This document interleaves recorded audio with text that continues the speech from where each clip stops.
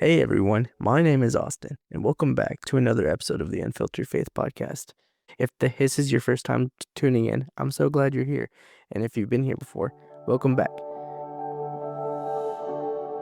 Today I'm joined by a very special guest, founder of the Fullerton Professional Organizing and Coaching.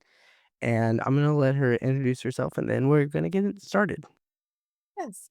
Hi, my name is Carrie, and I started Fullerton Professional Organizing as a business. I do go into people's homes, but I also have a podcast. And what I deal with is we talk about decluttering our faith, we talk about decluttering our home, and we talk about decluttering our business on the podcast. But those are really all the things that I also deal with when I help people organize. We don't always dive into the faith, but it's always part of me. So when we need to, there have been times I've had clients ask, you know what? I'm feeling a little overwhelmed. Can we pray? And I will pray with them. And then I have others that we don't talk about faith at all, but yet I know that I bring God with me, even if we don't talk about it. How did Fullerton's Professional Organizing and Coaching come to life? Well, I really believe it's a God story because just a little background. I used to be a teacher. I only taught in Christian school, and then parochial schools opened up, and I was teaching 4-year-olds at the time. And at that time where I live, the 4-year-olds couldn't go for free unless they were Spanish speaking only. So when the parochial schools opened up, 4-year-olds could go to public school no matter whether they spoke English or not. So the school went from 3 4-year-old teachers down to 1, and I happened to be one that was laid off. Then I wound up working the outside sales for Sam's Club. Now, it was approaching my 8th year when Sam's Club corporate-wise eliminated the outside sales department. So, for a few years, it was just rumors, and I had been praying, "Lord, what am I gonna do?" I was a teacher, but I did not want to teach in public school, and as many, when you're in a situation where your job is gonna end and you just want God's direction. Like I said, it was rumors for a good while, so I prayed over all kinds of ideas. Then I had asked my boss, I said, "Hey, it's a rumor. Have you heard anything?" He said, "No, I have not yet. It's still just a rumor. We don't know." So then COVID hit, and boy, I tell you, work at Sam's when COVID hits and the lines are all the way around the building and you did outside sales, you didn't actually work in the store and now you're working in the store. That was something else. So I worked for the first 2 years of COVID, and that was quite an experience. But those experiences, once you've gone through some of the work experiences that I've gone through, especially COVID, your confidence level is way up here because you've been through the hardest stuff you can possibly go through. Then I started getting asked on Facebook if I organized for pay because when I was a teacher, every summer I would post all the things I did in my home during the summer, and it was always organizing. So people already knew my organizing skills, and I had a 21-year dress up tea party business. So I had already earned trust from everyone on Facebook just from them seeing all the stuff that I do. But I had never really thought about starting an organizing business. And so it sparked an interest in seeing whether I could do that. I paid to take a course to see if I could do it. And actually, everything in the course was everything I had already learned from that person on YouTube. It was just a repeat of everything I had already been watching this YouTuber do. So I did that. And then I started a Facebook page. That Monday, my boss said, well, the rumors have come true. I mean, this was on a Saturday that I started my Facebook page just to see if it would stick. And on that very Monday, he called me and my supervisor into the office and said that the shoe had dropped and that it indeed our position was gonna be eliminated. We could either choose to work in the store or take the package, and I went ahead and took the package and started my organizing business. I did start getting clients from friends, at the very beginning, and that was August 1st, and I had till November is when my position was truly gonna end. And that's how it started. That's how come I knew it was a God thing. I don't know. Someone calls and says, "Hey, do you do this for pay?" And then you start researching courses and a Facebook page. And then that very Monday, my so to me, I just thought it was a miracle to have it happen just within that same weekend when it had been a couple of years before COVID that the rumors had started. I had been praying for a few years, just waiting for that shoe to drop and not really knowing which direction to go. And that's how it happened. And I just was so grateful. It's so interesting how in all of that, God was just making sure that your needs were met and like Mhm. eh, it's all in his hands really. And we need to trust God and say, God, this is not my will but yours. Just take it over. So Mhm. you also have a podcast, Fullerton Professional Organizing and Coaching. Your slogan is decluttering your faith, decluttering your home, and decluttering your business. Can you go into each one of those three and explain further what Yes, those?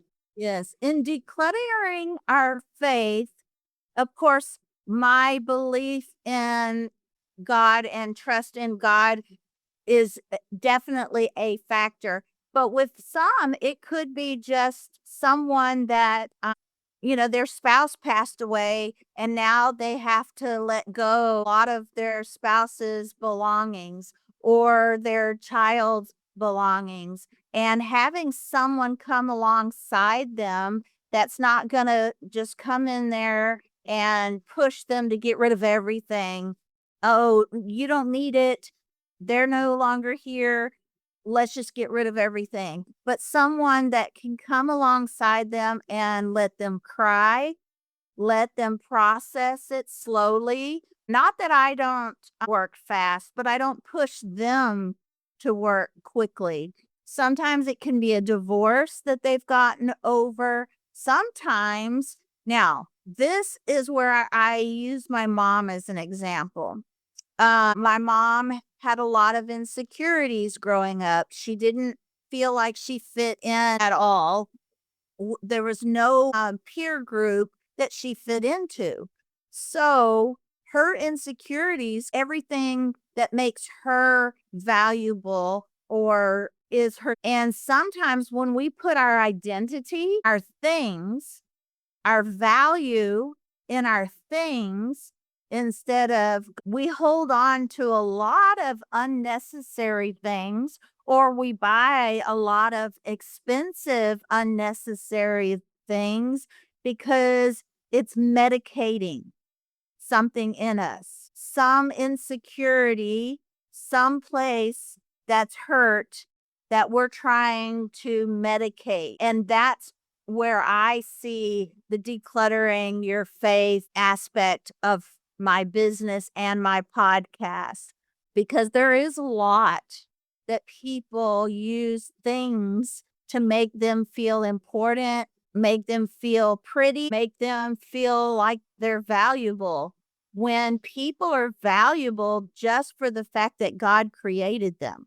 And that's where the faith part comes in, and there's a lot of bitterness. There's a lot of things that people tend to, so any hurt that anyone has been through can cause them, or it can even go back as far as my grandparents going through the depression and having to be forced to hang on to even those little plastic things that avocados come in so they can reuse it to scrub pots and pans. Because during the depression, you had to use and reuse and recycle everything. Therefore, there's a lot of fear in letting go, because what if you will need it? Those what ifs are out of fear.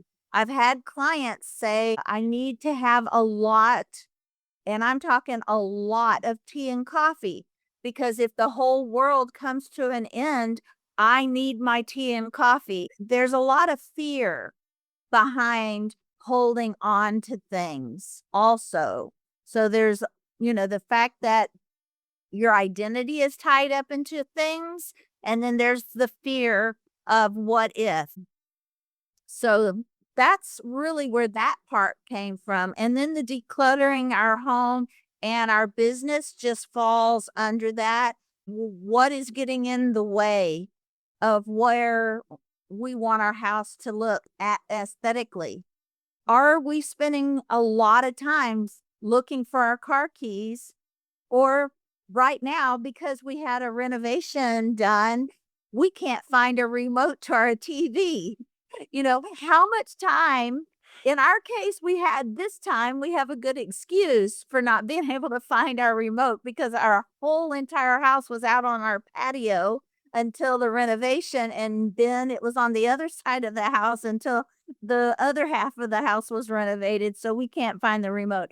But a lot of times it's normal life. Your kids can't find their shoes in the morning before school, and you can't find your car keys because you misplaced them.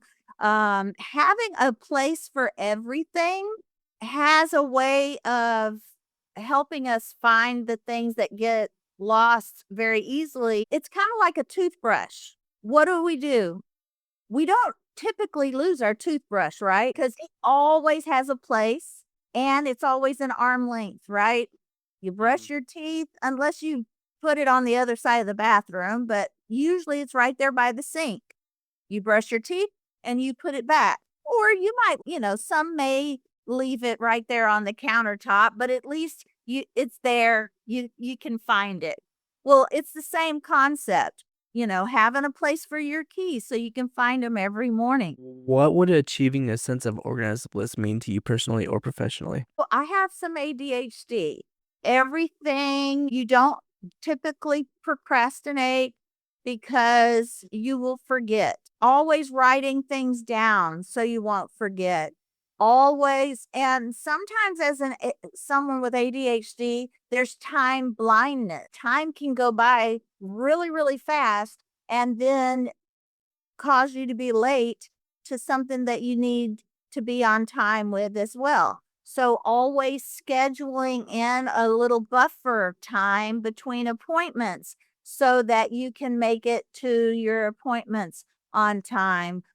So for me, organization had to be intentional. I was a teacher, so no one wants to go into a classroom and meet the teacher, and the teacher can't even be on time or on task, right? So to Mhm. be professional, everything has to be organized and intentional.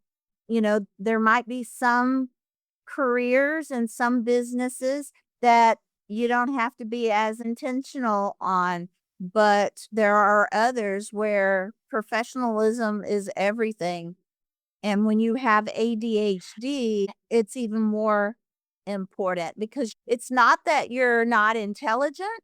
It's just that your mind, here's what happens with ADHD. This is what I would love people to understand. They say ADHD is not being able to focus, but it really isn't that.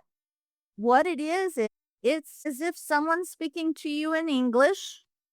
Let's say you know 3 languages. Okay, you know them, right? You know 3 languages, so it's not that you're not smart, you know 3 languages. But if 3 people are talking to you in those different languages, one person's talking to you in English, one's talking to you in Spanish, and one is talking to you in French at the same time, and you're trying to pay attention to all 3 of them, even though you know all 3 languages, that's what ADHD is like. Your mind is paying attention to everything around you at the same time. And that's why it becomes hard. So it's kind of it's the opposite of what most people think. And another thing, being a Christian, no, you don't have to receive that. You don't have to receive that. I didn't know I had ADHD most of my life. You don't know these things until they're diagnosed. So sometimes when you are going through ADHD and you finally get a diagnosis, you're like, oh, now I get it. Now I can fix it. Now I can do something about it. I can write things down. I can be more organized. I can do things that will help me stay on track. And that is really the thing about ADHD, where everybody in the Christian community think, oh, well, let's lay hands on you and heal it, or don't confess it. Don't say it out loud. I like people to know I have some ADHD so that they understand when I'm in the middle of a sentence and I forget what I'm saying, which a lot of people do that. But I can be in front of 200 people and then be in the middle of a sentence and forget what I'm saying, and that's kind of embarrassing. So, as you can tell, don't usually have a problem talking. So if I forget what I'm saying, then I have to explain, sorry, a little bit of an ADHD moment, but everybody wants to pray over it or you're going to own it. I think knowing that you're ADHD just is such a relief because you've wondered your whole life why your thought processes were not like everybody else's. And I'm not going to use the word normal and abnormal because that's Mhm. not it. You just spend your whole life wondering why your thought processes aren't like everybody else's. And you finally get a diagnosis that can be fixed with organization, can also be a superpower. Let's say you find something that, like professional organizing, that you're passionate about. I can stay focused on that career forever. It's kind of like that saying, when it doesn't seem like work, but you get paid to do something that you really, really enjoy, it's not like work at all. Would you be able to offer some tips or and tricks to someone with ADHD to declutter? What I do with clients that have ADHD is I tell them, let's not overthink it. Let's start with the things that you already know you're ready to get rid of, the things that you're bored with, the things that you already know you're ready to get rid of. That start small. When it came to my kids, the way I taught them to clean their rooms was kind of the same way I handle decluttering with clients. First, let's start with the smallest thing. Let's declutter anything here that is trash, like a clothespin. It's like, you kept this just in case. Do you really need it? We can throw the clothespin away. You're probably never going to use it, especially since it's been in this drawer broken and all you had to do is put it back together. And you never did that. It sat in the drawer. Start small. Always start small. And sometimes with ADHD, It depends on how severe ADHD is. In my case, I can start with a bathroom drawer, but some people have to start before the bathroom drawer. They have to start with first on my list is get up and put my shoes on. Second, I've got to get dressed. Third, what will I need before I declutter that drawer? A trash bag or a donation box. It just depends on how severe the ADHD is or where their tasks start. And it can be easy as simple as, okay, let's start with getting a trash bag, you know. It just depends on the person, but we start with the easy stuff first, the stuff that you're not attached to. You never start with sentimental items, and we just start small. And then what we do is we figure out what we want that space to look like. And will all my makeup fit in that drawer now? We decluttered, but the makeup still doesn't fit. I still can't shut the drawer. Well, that means we need to get rid of just enough so that the drawer closes or the drawer looks the way you envisioned it to look like. Some people have to see all their items. So what looks organized to one person may not be to someone with ADHD. Some may be able to put it in a bin and not see it and label the bin. Some may have to put it in a clear bin so that they can still see it, not forget it's there. So those are a lot of tips. Some tips that I use to keep myself on task. If I put something on and I see that it's torn, that will go into the trash. But if it's something that just simply doesn't fit me right, or I know I'm not going to ever wear it again, it might go right into the donation bin or having a bin next to your bed. If that's where you tend to take your shoes off every day, you put your shoes in a bin under your bed and slide it under your bed. Or here's another thing that is misunderstood. Organization doesn't mean your house is magazine clean all the time and in order all the time. What organization does is it gives a place for every single item that you have so that it's not overflowing and you can close the drawers. You have room for everything. So when it is time for company or family or a holiday, you're able to be like, "Oh, it'll just take me 15 minutes to clean up because everything has a place to go." It doesn't mean your house is in order all the time, especially if you have kids. But where do the toys go? Is there a bin in the living room because your kids tend to play with their toys in the living room? You can buy a bin with a lid. And right before, if someone says, "Hey, I'll be there in 15 minutes," and they didn't tell you ahead of time, and you only have 15 minutes, get a laundry basket and pick up everything, put it in a laundry basket. When your guest leaves, put things away from the laundry basket, just one item at a time. But visually, you have a clean space already.